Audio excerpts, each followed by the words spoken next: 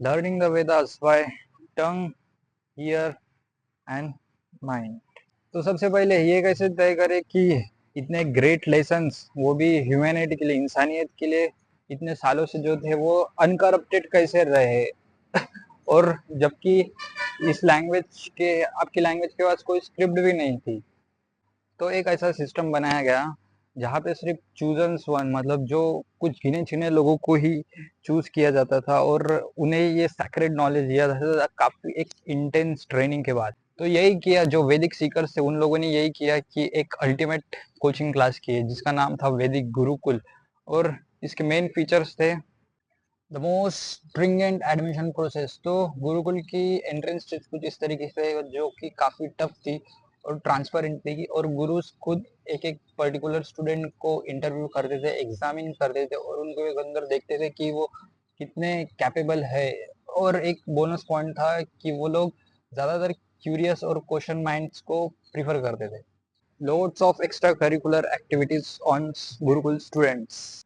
तो जो गुरुकुल में जो बच्चे जाते थे वो 12 साल के लिए वही रहते थे फिर, क्योंकि उनके पेरेंट्स उन्हें फिर 12 साल के बाद ही मिल सकते थे। जो उनके माता पिता थे वो उन्हें गुरुकुल में एक बार लड़के को अपने डाल दिया तो वो फिर उसके 12 साल बाद ही उन्हें मिल सकते थे। और गुरुकुल में जाने के बाद लड़के लोग पढ़ाई के साथ जो गुरु की पत्नी थी उनकी मदद करते थे, हाथ बटाते थे, खेतों में, खेतों से सब्जियां लाना, जैसे कि गायों का दूध निकालना या जंगलों से लकड़ी लाना। और जब वो इन सब चीजों से, ये सब चीजों के साथ वो पढ़ाई भी करते थे। और जब एक गुरुकुल के अंदर एक स्टूडेंट आता था, जब जो रॉ स्टूडेंट आता था, जब वो 12 साल के बाद निकलता था वो काफी एक वेल डिसिप्लिन्ड और एक मैनर्ड लड़का बन जाता था। एक लड़का जिसे कुछ नहीं आता था और फिर वो 12 सालों के लिए गुरुकुल जाता है और वो 12 साल वही रहता है। और वो जब गुरुकुल को छोड़ता है जब 12 सालों के बाद,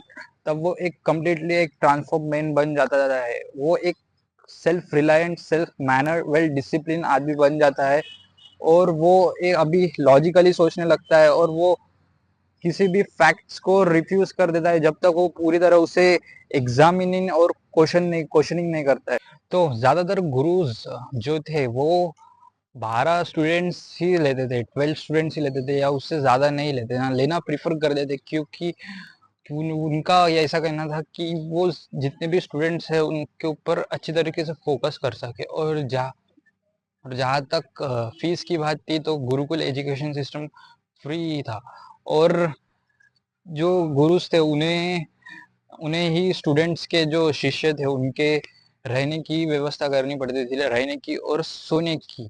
और मोस्ट ऑफ द वो क्यों सेंस करते हैं ये बात कि वो 12 स्टूडेंट्स ही लेते थे या उससे ज़्यादा नहीं लेते थे, क्योंकि ज़्यादातर एजुकेशन उनका हियरिंग पे था, या मतलब सुनने पे था। तो उनका ऐसा मानना था कि वो एक एक स्टूडेंट को अच्छी तरीके से ये दे टाइम दे सकते या वक्त दे सकते या वो अच्छे से एक स्टूडेंट को बना सकते थे। इसलिए स्मॉल साइजेस क्लासेस मैटर करती, creating a right learning environment.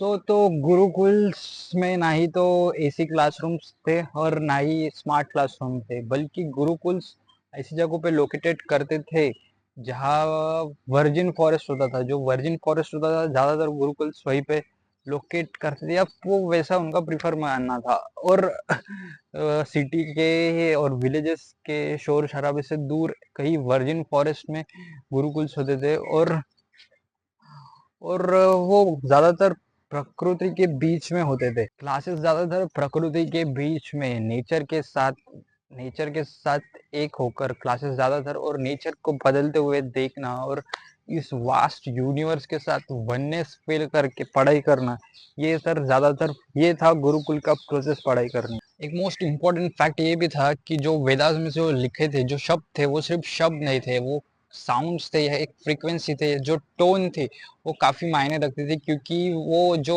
ये शब्दों में जो पावर्स होती थी वो काफी क्रिटिकल्स होते थे। इसलिए कोई भी किसी को भी ऐसे कुछ भी वर्सेस जो थे वेदास के, वो कोई भी ऐसे कोई भी नहीं बोल सकता था बिना गुरु के, कोई भी उसे ऐसे रिटेन नहीं कर सकता, या कोई सीख, जब तक आपको कोई सिखाता नहीं था अच्छे तरीके से, आप उसे रिसाइट नहीं कर सकते। तो वेदास का जो सिलेबस होता था वो, हर एक सिलेबस एक तरीके से, एक वे से बोला जाता था, एक पर उनके एक नोट पे, एक स्केल पे ही बोला जाता था, एक निश्चित समय में ही उसे बोला जाना चाहिए था।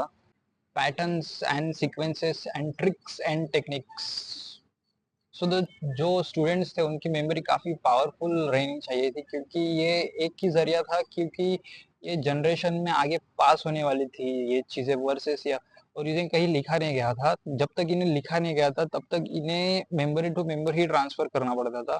इसलिए इसे सीखना अच्छे तरीके से और मेमोरी मेमोरी अच्छी होना इसके लिए काफ़ी ज़रूरी था। और जो स्टूडेंट्स थे गुरुकुल के, उन्हें सिखाया जाता था, अलग-अलग स्टाइल्स सिखाए जाते थे, चांट्स करने के, मतलब मंत्र जाप करने के, उच्चार करने के, जो वर्सेस थे, जो श्लोक्स थे, उन्हें बोलने के लिए अलग-अलग तरीके के उनको स्टाइल्स या ढंग सिखाए जाते थे, जिनकी वजह से उन्हें वो याद रहे वो मंत्र। तो मंत्र चैंटिंग करने के 2 स्टाइल्स थे, एक थी प्रकृति और एक थी विकृति। तो जो मंत्रस का था वो उनका एक पैटर्न होता था, जैसे कि 2 1 3 2 ऐसे तरीके से पैटर्न्स होते थे, प्रकृति और विकृति स्टाइल के। तो आप सबसे पहले, हम लोग एक काम करते, मंत्र की जगह एक कोई भी एक सॉन्ग लेते, जैसे world most famous song happy birthday to you.